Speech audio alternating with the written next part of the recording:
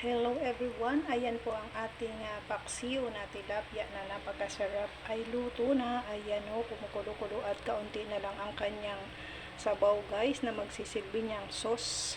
Ayan yung ating talong ay malambot na din guys. Ayan, malasang malasa ito guys, malasang malasa ang ating paksiw kasi nga yung ating tilapia na mataba at matatambok ay atin munang minasahe sa asin bago natin iluto as paksiw.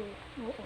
Minarinade ko muna siya talaga guys sa asin para yun ay nanunuot sa laman ba yung lasa ng asin. Hindi matabang yung laman niya pag pinaksiw natin. So ayan, kunting-kunti na lang yung kanyang sauce. Kaya yan ay papatayin ko na ang apoy guys kasi ako ay kakain na kasi mag-isa lang ako dito sa bahay guys.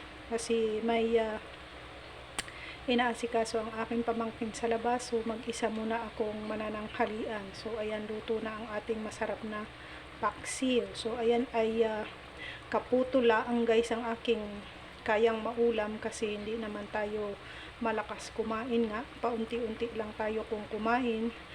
Dalawang slice siguro ng talong yung ating ulamin and then kaputol na isda lang ba. Okay na sa akin yun guys, ganyan lang tayo kumain.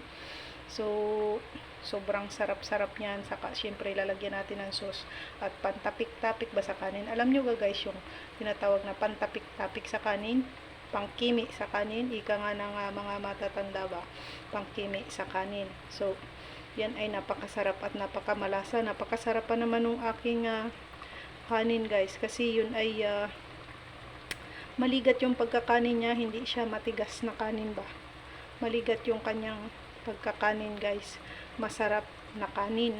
Oo, masarap na kanin siya. So ayan guys, ipinasilip ko lang sa inyo ang aking simple subalit napakasarap na paksiw na tilapia. Ayan, hoping na kayo din ay kumakain ng ganitong mga luto-luto guys, mga simple-simpleng lutong bahay. Sabi nga, ang sarap ng mga pagkain ay nasa sariling gawa at lutong bahay guys, 'di ba? Mas nai-enjoy natin yung ating mga kinakain kapag tayo mismo yung gumagawa at naghahanda. Yung tayo mismo ang nagluluto at nakikita natin kung paano natin ito inihahanda. Ayan, to all my dear subscribers, viewers, silent viewers, sharers, and likers, dear members and super chatters, thank you very much. At kung bago ka pala ang sa aking channel, huwag mong kalimutang mag-subscribe and then click the bell button, select all para lagi kang updated sa mga susunod ko pang upload na video. Okay, thank you for watching guys. God bless everyone and hoping na ang bawat isa sa atin ay mayroong sapat na pagkain sa ating mga hapagkainan. Bye for now guys. See you on my next video.